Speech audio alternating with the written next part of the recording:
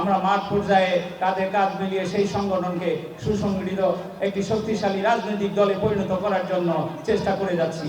প্রিয় ভাইয়েরা, আপনারা জানেন বিগত আওয়ামী লীগ সরকারের আমলে আমরা এরকম কর্মী সম্মেলন করতে চেয়েছিলাম, কিন্তু দুঃশাসন আর প্রশাসনের হুমকির মুখে আমরা এই ধরনের কোনো প্রোগ্রাম আমরা করতে পারি নাই। 5ই আগস্টের পরে পরবর্তীকাল সময়ে যখন আমরা একটা স্বৈরাচারকে পতন করতে সক্ষম হই, তার পরবর্তীতে ব্যারিস্টার আন্দোলন রহমান পার্থ ভাই আমাদেরকে কর্মী সম্মেলন করার জন্য নির্দেশ দেওয়া হয়। আমরা প্রথমে গুলশান, বাসানটেক, বনানী, বাসানটেক এবং ক্যান্টনমেন্ট 4টি থানায় ধারাবাহিকভাবে মূলদল সহ অঙ্গ সংগঠনের কর্মী সম্মেলন করা শুরু করে দিয়েছি।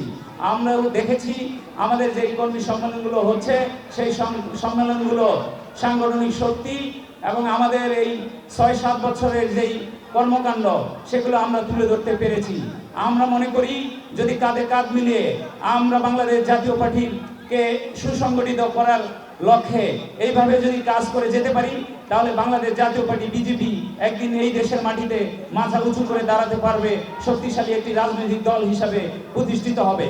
প্রিয় ভাইয়েরা, আপনারা জানেন বাংলাদেশ জাতীয় পার্টি বিজেপি আমাদের নেতা ব্যারিস্টার আন্দোলন রহমান পার্থ ভাই অত্যন্ত সুযোগ্য এবং সুদক্ষ একজন ব্যক্তি।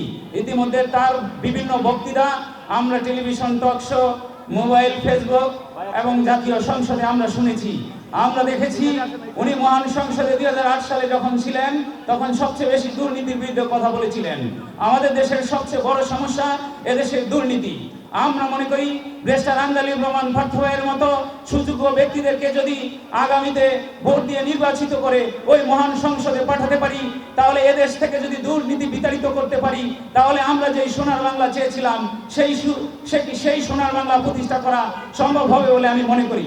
প্রিয় ভাইয়েরা, আমরা কাঁধে কাঁধ মিলিয়ে সুসংগঠিত হয়ে 2018 সালের পরবর্তীকাল সময় বিজেপিকে বাংলাদেশে যেভাবে প্রতিষ্ঠিত করতে সক্ষম হয়েছি, আমরা মনে করি ব্যারিস্টার আন্দোলন রহমান পার্থ ভাই ঢাকা 17 আসনে মনোনয়ন নিয়ে যদি আসেন, সে যেই মার্কা নিয়ে আসুক, বাংলাদেশ জাতীয় পার্টি বিজেপির নেতৃত্বে আমরা তাকে নির্বাচিত করে ওই মহান সংসদে পাঠাতে আমরা সকলে বদ্ধপরিকর আছি বলে আমরা মনে করি।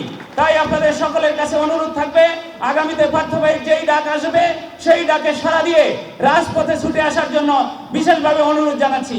সবাইকে ধন্যবাদ।